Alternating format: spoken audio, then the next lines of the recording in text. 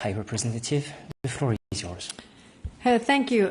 We have just concluded a long meeting of foreign ministers. First, on Ukraine. We started with breakfast where we had, together with Ireland, we co-hosted a session on the fate of Ukrainian civilian detainees. Thousands are being held illegally in Russian prisons, including in Russian-occupied territories in Ukraine. The evidence of torture, sexual violence, and complete denial of due process is overwhelming. Testimonies we heard today were a powerful reminder that behind every statistic is a human life. And on the territories that we are talking about in the peace process, also it's a question of human fate. The EU continues to pursue accountability. Ministers adopted sanctions targeting Russia's prison system and agreed to increase support to the NGOs helping victims and their families. We also launched a new informal group to coordinate international action for their release. Together with Minister Sybiha, we discussed the battlefield situation and strengthening Ukraine's energy resilience. Next winter, Russia is likely to strike Ukrainian power grid again, so we are preparing. Ukraine needs generators, spare parts, and funding for repairs. Air defense also remains a priority, and I called on those member states who have stocks to make them available to Ukraine. The United States' decision to let Kiev produce Patriot missiles under license is a positive step, even if it takes time. Today was the 9th time in a row that the Foreign Affairs Council imposed new sanctions on Russia. We're sanctioning Russia at unprecedented speed and scale. Today's measures, together with the upcoming 21st sanctions package, hold over 250 listings. This constitutes our biggest round of individual sanctions since Russia's 2022 invasion. The financial backbone of Russia's war machine is the main target. I want to single out one issue specifically. Russian cyber attacks are increasing in scale and severity.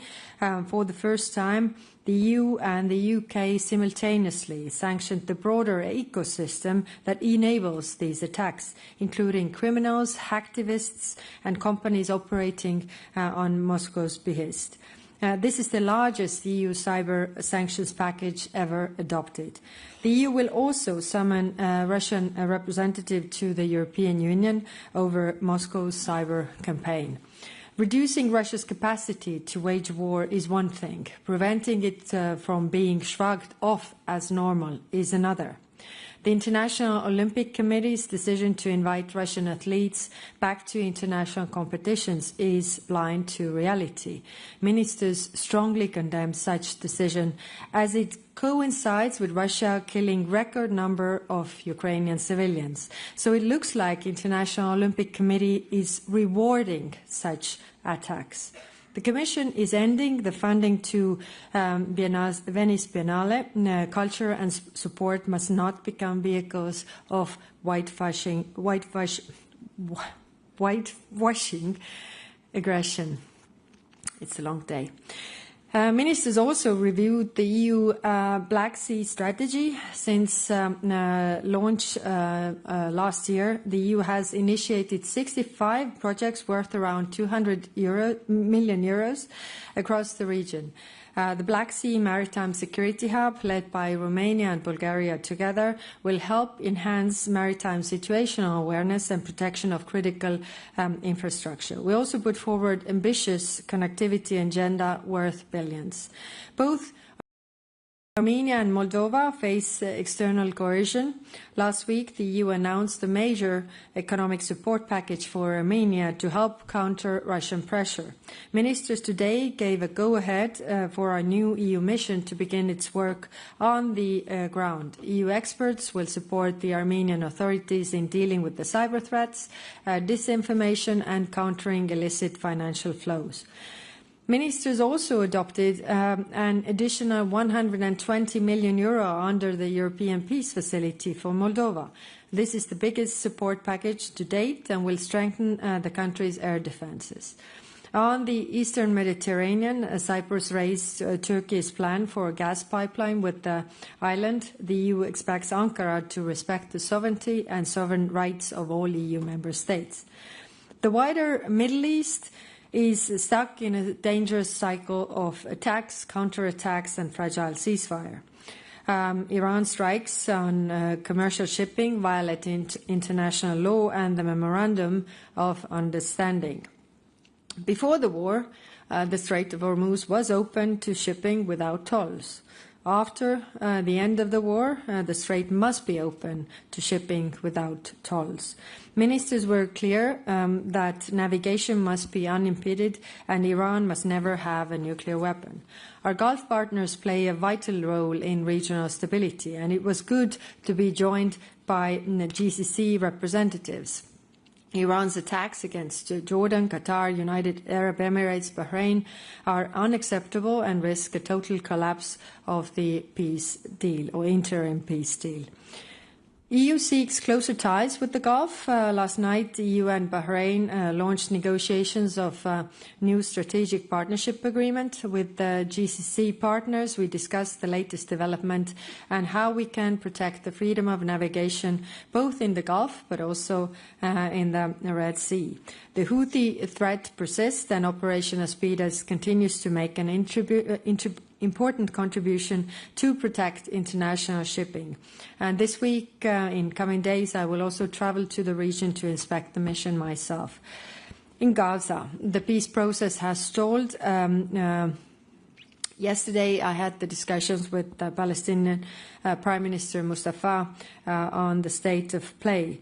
The Palestine donor group today raised 900 million euros. The EU is the most credible supporter for the Palestinian people. We are the largest donor and the strongest backer of the two-state solution.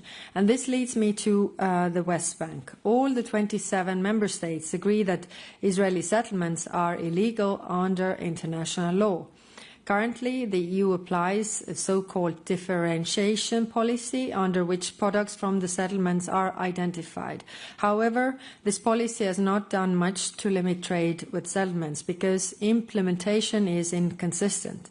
Following a request of the European Council in June, the Commission presented options to further restrict trade with illegal Israeli settlements. These include a full or partial ban on imports of settlement products, stricter export licensing requirements, and the possible use of tariffs. These are not options against Israel. These are options against the illegal settlements that undermine the two-state solution. Taking action against the trade with settlements got the most support from the member states. We tasked the ambassadors to take this work forward and probably will also have an extraordinary meeting on this. Then ministers also touched upon EU-UN relations and agreed our priorities ahead of the September's General Assembly. As the UN enters to a period of leadership changes, the choices we make will shape the organization for years. We want to maximize EU influence in the international fora. On Bosnia and Herzegovina, I briefed the ministers on my trip and also the developments regarding the appointment of the new High Representative. Sorry. We are determined to have a European candidate who can help move the country closer to the EU. And ultimately, the success of the High Representative will be measured by the day when it's no longer needed. And finally, Sudan. The humanitarian situation is rapidly deteriorating. Atrocities committed by the Rapid Support Forces against civilians in El Fasher must not be repeated in El Obeid. Today, the EU is expanding its sanctions by banning imports of gold and restricting mining chemicals. This will help cut off key funding sources for the conflict. I will also travel to Ethiopia to discuss the crisis with regional partners. So, as you can see, we covered many issues, and that's why the meeting was so long, but I will stop here and take your questions. Thank you, High Representative. We start with your questions. Sylvia, please. Thank you very much, Sylvia Yusuf, Private Base Newspaper. It's on the settlements measures. You said that the taken action got the most support. I was wondering if there was a simple majority to ask for a concrete proposal to the Commission, or we are not there yet. And on the doorsteps, there was the several ministers were very angry with the possibility of using the unanimity instead of the QMV as the legal assessment of the Council. Was this discussed in the meeting, and where are we exactly at this? Thank you. Thank you. Yes, so as the preparation for the meeting was that ministers were to express clear thoughts how they see the work forward, and that's why we saw that this is of the options, the option that got the most support. So we tasked the COREPER ambassadors to take this work forward, and also ministers agreed that if necessary we can also reconvene in extraordinary meeting if necessary. When it comes to legal opinion, then the European Council has a legal opinion that trade issues are QMB decisions, but it is always with anything, you can always find different lawyers who come up with different ideas. So 2 lawyers, 3 opinions. Thomas, over there, FHZ. Thomas Kuschka, Frankfurter Allgemeine Zeitung. My question is on the 21st sanctions package. There was hope that today the foreign ministers would basically cut a deal, which was not possible in previous meetings of the ambassadors. Where are we exactly now? We all know that time is running out, especially for the oil price cap adjusting mechanism.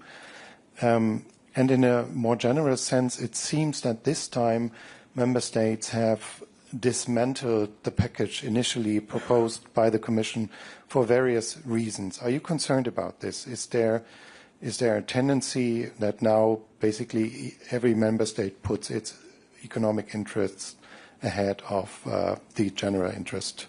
Thank you. Thank you. Yes, I also regret that we don't have agreement on the 21st package, although I must say that we are quite close. But focusing on the positive, we had 250 listings, which are also very important under different regimes. So still, all focusing on putting more pressure on Russia. Of course, member states have various reasons. This war has been going on for years and more, and of course it has effect on all. But the best effect on our economy, in all the member states, would be if this war would end, and that's why we have to make the necessary efforts in the short term that we wouldn't have this war. So today also we had this intense discussions, and the call was to really focus on this ending this war that we are trying to do with putting more pressure on Russia. Thank you. Move to the front. Suniva, please. Suniva Rose from The National. Sorry, I just wanted to clarify. You said taking action against trade with settlements got the most support. What does taking action mean exactly here? Does it mean a partial ban in the trade in goods, a full ban in the trade in goods? Does it? I just wanted to clarify what you actually meant when you said it got the most support, and does it mean that the other proposal on the table, which I understand were maybe stronger labels, more differentiation, what existed already, isn't the preferred option at all here? Yeah. So the option that got the most support was banning the trade with illegal settlements. Thank you. Very clear. We'll move to David. The front, please. Thank you. David Carretta, Radio Radicale Italian Radio. I will follow up on Thomas' questions on the 21 package. Because we have seen that fish has been eliminated from the package. The visa ban will not be a visa ban for former combatants, soldiers. It will be something much softer. So until a couple of months ago, Orban was the main obstacle to be tough on Russia. And today we discovered that Orban was not the only problem. Do you think that the EU and member states should go to a real economic war toward Russia to bring peace in Ukraine? Or would you accept simply the fact that member states are ready to dismantle new packages, the 22, alumina case, and so on and so on? Thank you. Yes, first on fish. I must say that before I was, in this job, I didn't know that fish are so geopolitical. Fish are really something that are hindering all important geopolitical processes. But yes, there are different things, put forward by different member states that have to be, removed from the package. Of course, it's always good to come as strong. The proposals are as strong as possible. So we always know that some things are taken out. So eventually, we still have a strong package. When it comes to ex-combatants, the work will continue on this because clearly this is a risk to our own security, and we should not let these people come to Europe. In Ukraine, we have programs where we help with the veterans, psychological support, also the support that they are reintegrated into the society. Russia does not have anything like this. These are dangerous people. We have to see and work how we really live post-war in post-war area, because these people are presenting a risk. But like I said, this is the first step, and we are definitely working with that for more. Then. Yes, overall, I think we have put so many packages, and of course, in some countries, maybe the political consensus is somewhere else, and we see also elections coming. But again, I want to stress that for our economy, whether it's member state from the east, west, or south, or north, it is best when this war ends to all of us. So we need to increase the pressure still to stop it and help Ukraine at the same time, so that really Russia would see that they come to the negotiation table. We have this opportunity window right now, considering that Ukraine is in a stronger position that they have been, and Russia is in a weaker position than they have been before, and we need to really take this short-term pain for a long-term gain. Stéphane, on your left. Thank you. Yes, Stefan Israel, Europe Table. It seems on the settler sanctions, it seems the Commission has a clear preference for a way on unanimity and on sanctions. So my question is, as you have two heads actually in this conflict, how will you solve this conflict that seems to exist between you and the Commission President, who is not of the opinion that it's a trade issue? Thank you. Commission or college is also a collegial body, so where we have representatives from all the member states.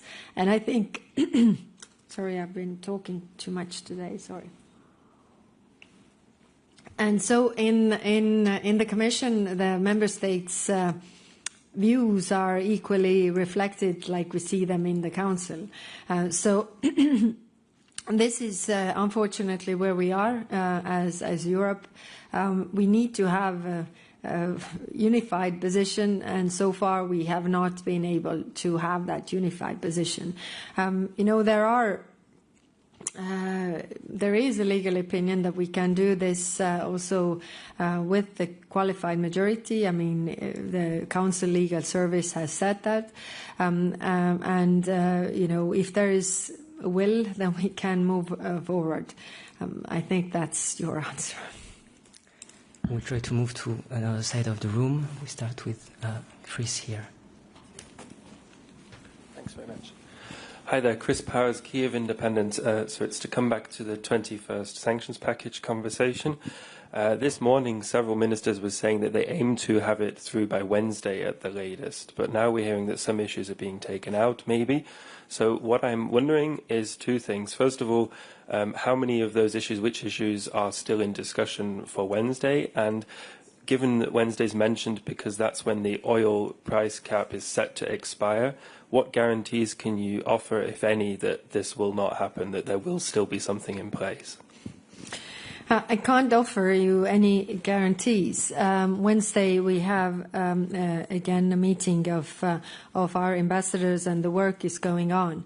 I can't also say what is taken out and what is left behind, because until everything is agreed, nothing is agreed. So can't really put anything forward. What is my wish is that this package is strong, because really the continued attacks on civilians, really targeting the most populated areas. And that's why the ministers were also very angry at the decision of the International Olympic Committee, because it really looks like, they are targeting the civilians, and so here's your prize. It's really not right. And we'll take the last one here in the front row. Colleague wanted the floor. And then we will wrap up. Thank you.